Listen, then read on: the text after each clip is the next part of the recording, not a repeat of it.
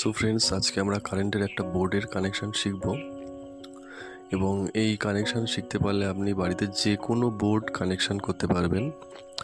তো এই বোর্ডটায় প্রথমে আমরা 5টা 5 পিন 6 অ্যাম্পিয়ারের একটি ইন্ডিকেটর এবং একটি 6 অ্যাম্পিয়ারের এমসিপি ব্যবহার করেছি। যেহেতু বোর্ডটি তেমন কোনো আহামরি লোড থাকবে না, ওর জন্য আমি 6 অ্যাম্পিয়ার ব্যবহার করেছি। কিন্তু যদি আপনার এই বোর্ডে হেভি লোড ইউজ করা হয়, মানে ধরেন আয়রন বা অন্যান্য কিছু মোটর টোটর, সেক্ষেত্রে কিন্তু 6 অ্যাম্পিয়ারের সকেট চলবে না এবং 6 অ্যাম্পিয়ারের এমসিবিটা আপনার বাড়াতে হবে ওয়েট লোড হিসেবে। তো ফ্রেন্ডস, একটা জিনিস মাথায় রাখতে হবে, যে কোনো বোর্ড কানেকশানের জন্য, যে কোনো 5 পিনের জন্য, যে কোনো বোর্ড, নিউট্রাল আর ফেজ হচ্ছে সবসময় সুইচের নিচে আসবে, মানে সুইচের নিচে কানেকশন হবে ফেজ, এবং সুইচের উপর থেকে 5 পিনের সকেটের যেটা ডান দিকে যেটা এল লেখা লাইন, ওই লাইনে যাবে হচ্ছে ফেজের কানেকশন। মানে একটা 5 পিনের ডান দিকে সবসময় ফেজ কানেকশন থাকে আর বাঁ দিকে সবসময় নিউট্রাল থাকে। আর মিডিলটা সেটা হচ্ছে বডি আর্থের। অবশ্য প্রত্যেকটা 5 পিনের এল, এন এবং বডির কানেকশন আপনার লেখাই থাকে। তো আমরা এখানে আজকে বডির কানেকশানের জন্য হলুদ তার ব্যবহার করেছি এবং নিউট্রালের জন্য ব্ল্যাক তার ব্যবহার করেছি এবং ফেজের জন্য ব্লু তার ব্যবহার করেছি। যেহেতু আমি 7.5 দিয়ে কানেকশান করছি, যেখানে আপনার কোনো লোড নেই, কিন্তু যদি একটু হেভি লোডের কিছু ইউজ করা হয়, সেই ক্ষেত্রে আপনার তারের ক্যাপাসিটিটা লোড ক্যাপাসিটি হিসেবে আপনার তারটাও একটু মোটা দিতে হবে।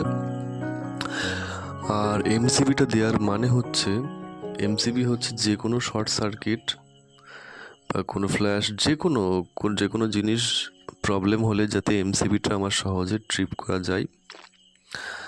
আর এমসিবি হচ্ছে আপনার লোড হিসেবে আপনার ক্যালকুলেট করে ওয়াট হিসেবে আপনার বেছে নিতে হবে যে কোন 6 অ্যাম্পিয়ার লাগবে কি 16 অ্যাম্পিয়ার লাগবে কি 32 অ্যাম্পিয়ার লাগবে। যেহেতু একটা 6 অ্যাম্পিয়ারের এমসিবি প্রায় 1000 মতোই লোড নিতে পারে, 1000 ওয়াট, 1000 থেকে 1200 ওয়াট লোড নিতে পারে। ওই ক্ষেত্রে আপনি 6 অ্যাম্পিয়ার এমসিবি ব্যবহার করতে পারবেন। বা সেই ক্ষেত্রে যদি আপনার লোড বেড়ে যায়, যেমন ধরুন 3টে মোটর চলবে, সেই ক্ষেত্রে আপনার 16 অ্যাম্পিয়ারের এমসিবি ব্যবহার করতে হবে, হাফ ঘোড়া যদি 3টে মোটর চলে। আর এমসিবি হচ্ছে সবসময় কোম্পানির এমসিবি আপনি নেবেন, অরিভা company, Philips, Havells branded company MCB নেন, না হলে কয়দিন পরে কী হবে, ট্রিপ করে না ভালো এগুলো। আর এমসিবি ফিটিংয়ের ক্ষেত্রে সবাই একটা জিনিস ভুল করে, সেটা হচ্ছে এমসিবির সবসময় এমসিবির নিচে অফ হয়, উপরে অন হয়। যে 220-র যে ফেজটা আপনার আসবে, এই ফেজটা সবসময় নিচে যাবে, এমসিবির নিচে, এবং এমসিবির উপর থেকে বোর্ডের কানেকশানের লাইনের, সুইচ বোর্ডের কানেকশানে তারটা যাবে, মানে মেন তার আপনার এমসিবির নিচে আসবে। যেহেতু নিচে এমসিবি অফ হচ্ছে, নিচে আসবে। আর এমসিবি যেহেতু উপরে অন হচ্ছে, উপর থেকে আপনার বোর্ড কানেকশানের তারে যাবে এমসিবি থেকে। আর অবশ্যই যে কোনো বোর্ড কানেকশানের জন্য আপনাকে সব সময় নিউট্রাল আর ফেজ মার্ক করতে হবে। নিউট্রাল আর ফেজ হচ্ছে ইলেকট্রিক লাইনে খুবই ভাইটাল ব্যাপার। যদি আপনার নিউট্রাল ফেজ ঠিক না থাকে, ধরেন আপনার একটা ফ্যানের কানেকশন করলেন, নিউট্রালের জায়গায় ফেজ, ফেজের জায়গায় নিউট্রাল, মানে সুইচে নিউট্রাল দিলেন আর ফ্যানে ডাইরেক্ট ফেজ চলে গেল, উল্টো হয়ে গেল, সেই ক্ষেত্রে ফ্যান কিন্তু আপনার বডি থাকবে বা লিকেজ অটোমেটিক থেকেই যাবে। ওই ক্ষেত্রে কি হবে, আপনার সুইচ বন্ধ করলেও কিন্তু ফ্যানে অটোমেটিক কানেকশান থাকবে। এটা খুবই বিপজ্জনক ব্যাপার। ফ্যান যদি কোনো সময় বডি থাকে এই ক্ষেত্রে, তাহলে শক খেতে বাধ্য।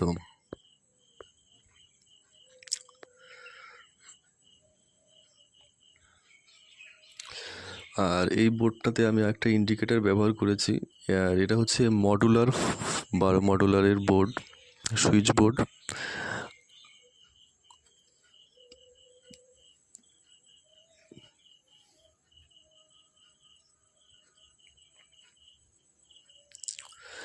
আর ইলেকট্রিক লাইনের ক্ষেত্রে আপনার ফেজ নিউট্রাল তো চেক করবেনই, আর আরেকটা জিনিস ভাইটাল, সেটা হচ্ছে বডি আর্থ। প্রত্যেকটা লোডের ক্ষেত্রে আপনাকে 5 পিনে বডি আর্থ ব্যবহার করতে হবে। এটা হচ্ছে আপনাদের ডিভাইসকে সেফ রাখবে।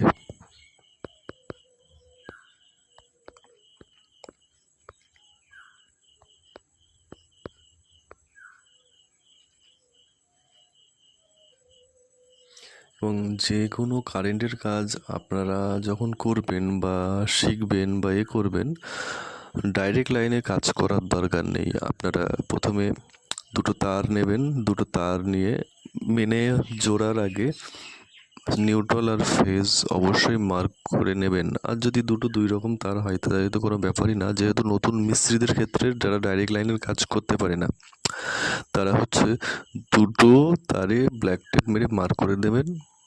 আর মেন ফেলে, এমসিবি ফেলে বা গ্রিপ খেলে অনেক সময় কী হয়, মেন ফেললেও হচ্ছে আপনার কিন্তু লাইন থেকে যায়। সেই ক্ষেত্রে আপনার মেন ফেলে কাজ করতে হবে। আপনার বোর্ড কানেকশানের পরে লাস্টে মেন তার আপনার এর কাজ করতে হবে।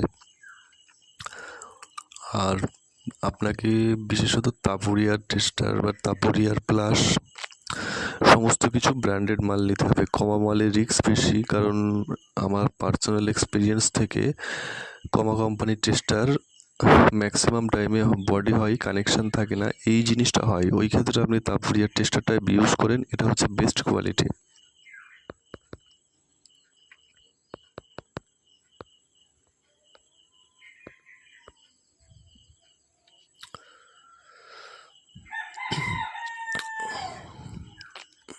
আর এমসিবির ক্ষেত্রে যেটা বলছিলাম, 6 অ্যাম্পিয়ারের এমসিবিতে আপনার প্রায় 1000 ওয়াট লোড